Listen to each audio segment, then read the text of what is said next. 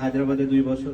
তো আমার সময় খুব ভালো কেটেছে। স্বাভাবিকভাবে কলকাতা আমার কাছের জায়গা, যেখানে আমরা নিজেদের ভাষায় কথা বলতে পারি।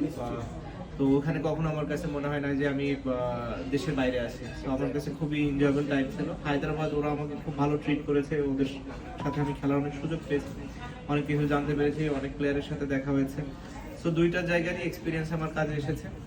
এবছর যেহেতু কেকেআর টিমে ছিলাম লাস্ট ইয়ার থেকেই, আমি নামটা উইথড্র করে নেই। এর কারণ হচ্ছে আমি জানতাম যে আমার ব্যস্ততা অন্যরকম থাকবে।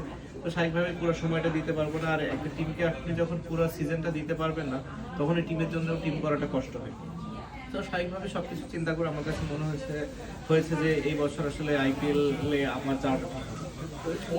ভালো খেলতে পারে, চমৎকার। হ্যাঁ, আমি তো সবসময় এক্সপেক্ট করি যে যারাই সুযোগ পাবে তারা যেন খেলতে পারে, সবগুলো ম্যাচ খেলতে পারে এবং যত ভালো পারফরমেন্স করবে এটা আমাদের দেশের জন্য ভালো হবে।